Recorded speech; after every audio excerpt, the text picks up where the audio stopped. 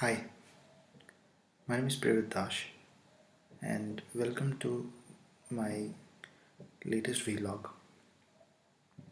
In this video, I'll be talking about my views on demonetization, and mostly it won't be about how I feel or about the overall events that have happened after that. I'll be focusing though is on how to deal with it. My video is not for many who do not have cards or do not um, um, uh, do not have a bank account. My focus is on those who have an account and probably have a card and probably have at least some basic access to internet. So this is the you can say it's a recapture of how I have managed last few days.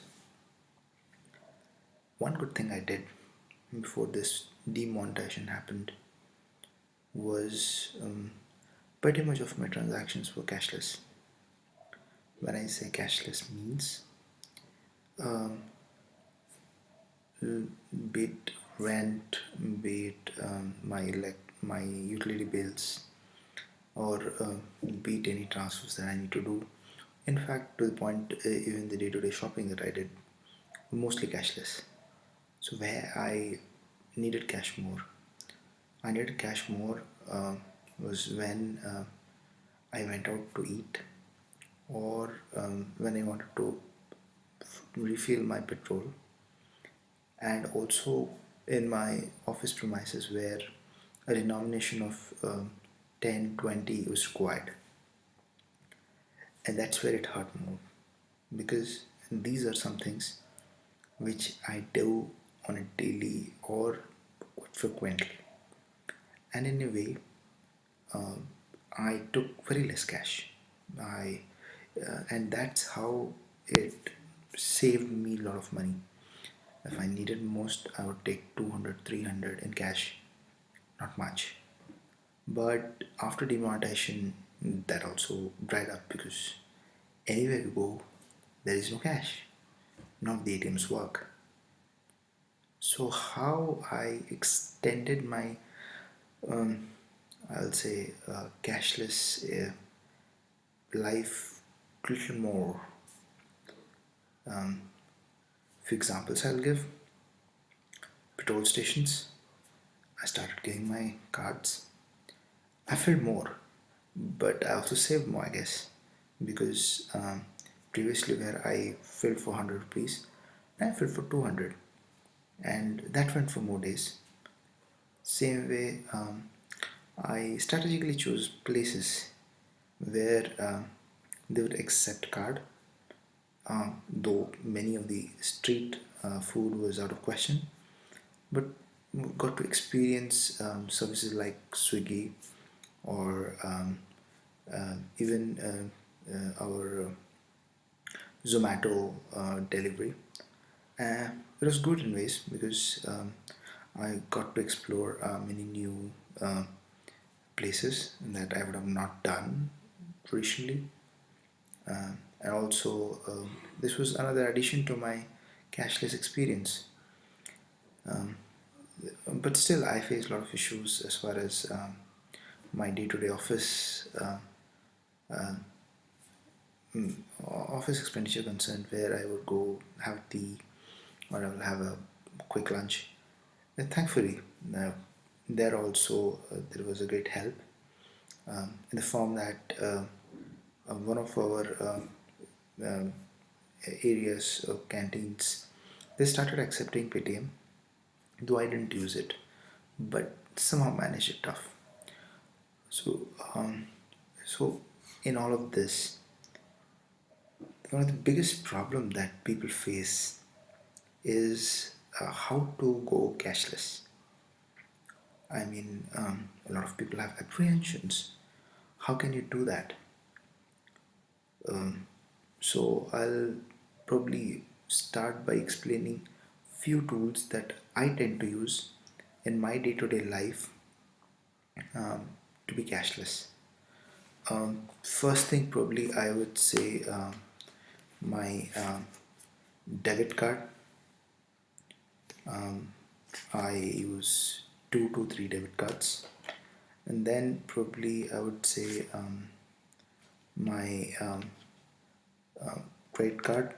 So these are the starting points that I use. I use debit card less. I prefer credit card because um, credit cards give you more points as you swipe more. I have two types of cards. One is Kotak Mahindra's PVR card, where I, based on the expenditure that I do, I would get few tickets per month, and then I have a landmark card from Standard Chartered that pretty much gives you points in form of reward points, which I can later on redeem. And there are a lot of other cards as well. For example, if you are a regular customer at petrol bunks and you want to fill petrol regularly, then you can use Citibank's petrol card. They're very handy. They give you a lot of petrol miles. There are also air mile cards. I think Axis Bank has launched one. You can use that as well. And there are also a lot of cashback cards. What I've heard from SBI, Citibank, and to some extent even HDFC are good in this. But my experience with these two cards have been fine. And then comes the debit card. So finally, I don't use debit card because there is my cash. If anything happens, I want to have my cash safe. If let's say, see, even if we say that we should go cashless economy, we should be digital economy, everything's fine, but still there is risk.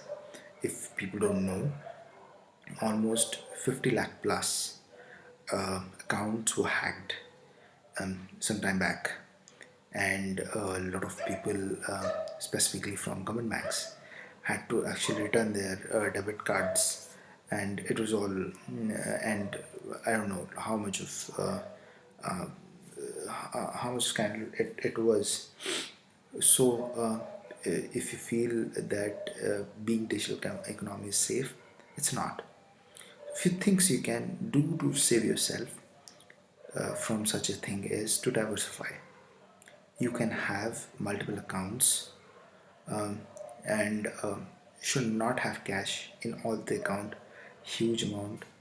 You should equally divide them in case if one account gets hacked, at least your other account is there you can use. Other security mechanisms are like you should be careful about the kind of passwords you use. Should not use general passwords or should not use same password all across. Should differentiate them, and should be careful as to you use what. For example, one thing I do is I put I use one debit card only for taking out cash. There I just put some money, transfer some money, just my key account. I never uh, use it. So that that's way I tend to save. And also and again, credit cards are not that safe either, because in credit card one of the biggest issue happens, a statement that comes is after a day. At least with debit card you immediately know if any forgery transactions are happening. So everything has its own risk. Now there is the other part of it which I use most often nowadays, either for mobile recharge or my utility bills, or I would say even my day-to-day online e-commerce transactions. I use mobile wallets. So a lot of options. You have MobiWiki, Paytm, you have PayU, you have FreeCharge, and many. And many of them just started as to recharge your mobile, to do recharge on your mobile. But then gradually they have become full-fledged mobile wallets. So I mostly use Paytm because it's widely available, and to some extent Freecharge. So my experience with Freecharge has been that I've got substantial cashbacks. With Paytm, I haven't. But with Paytm, what I get is ease of paying to many different segments. I can do mobile recharge. I can pay my electricity bill. I can also do. I can also use it as a wallet for many e-commerce sites, sites like eBay, and also other websites do use it uh, as an option. They give you as an option to do transactions. So yeah, that's they are a great way of doing transactions. Then again, um, uh, if for even if I'm stuck somewhere, a lot of vendors now have come up. I mean, a lot of shopkeepers and other places, they also tend to use Paytm now, because probably that's the most common, at least I see in my city. So one thing you need to do is you need to see in your vicinity what's the best wallet that goes. I know in some cases there won't be any wallet, but it more than if something is there, either will be card or Paytm, and that's probably synonymous, at least in the current scheme of things. So it's not very difficult to open a mobile wallet. Probably you need to download the app. You need to give the your probably with the phone you need to register. You can do it even with if you have an email account with probably Yahoo, or you have a Facebook account, Twitter account. Most of us has have a Google or a Facebook account. They should do it. So you can register with that, and then you can do a OTP transaction to verify your number, and then pretty much you are ready to go. And let's say if you really want to transfer your money from your wallet to your bank account, Paytm has that kind of feature.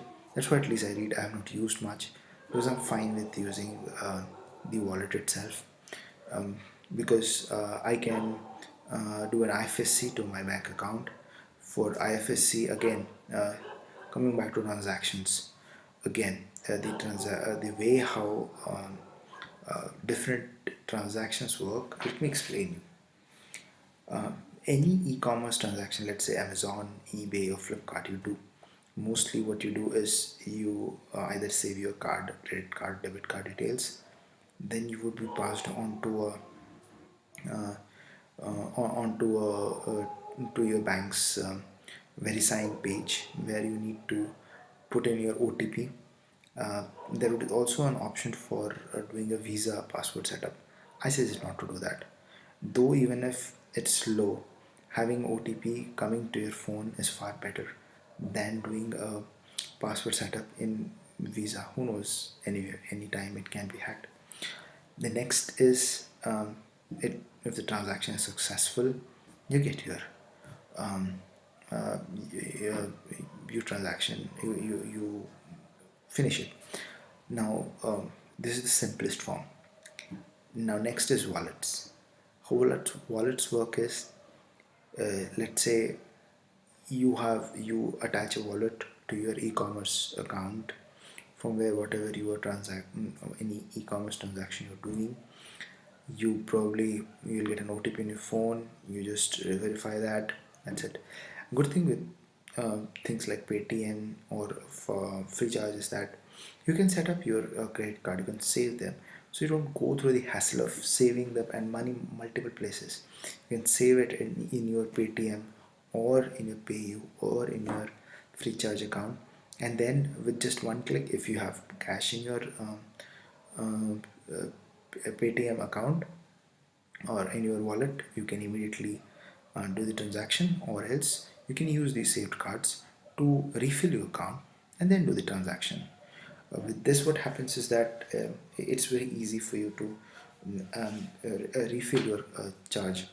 Another aspect of wallets which I like is If the other party is also having um, uh, let's say the wallet, especially with Paytm, what you can do is you just need to give the phone number, transaction happens.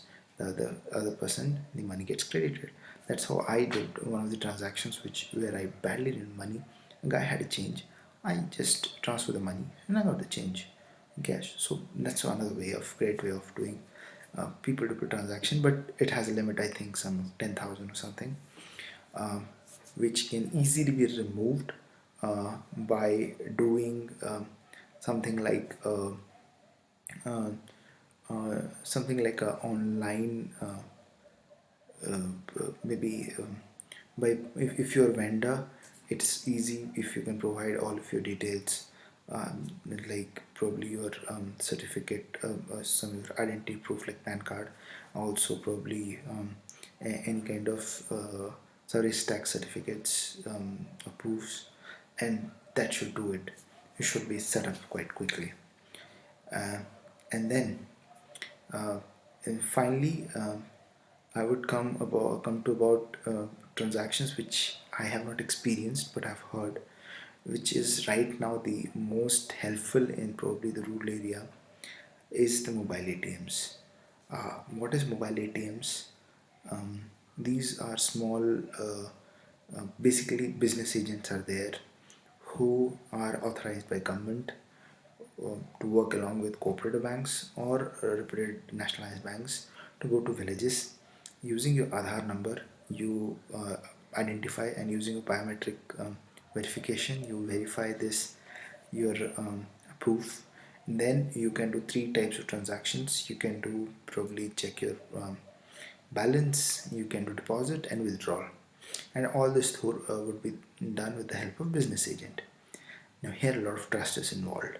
I don't know how much successful it is, but I hope if it is implemented properly, it will help a lot of people who are really in need of cash, which currently it's not there in market.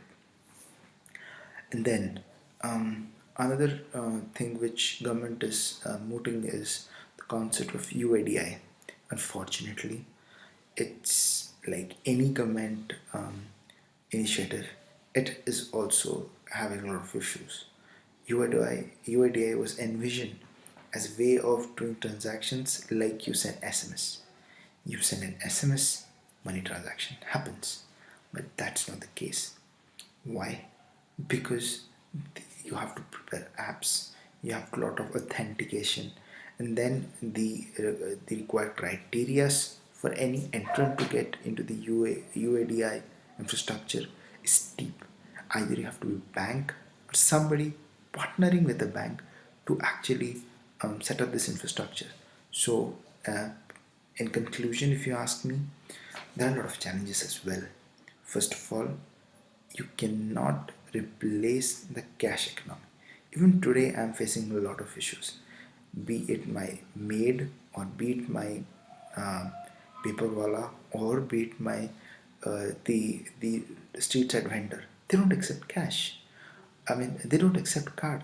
There's not cashless until and unless you actually address the digitization of the whole value chain.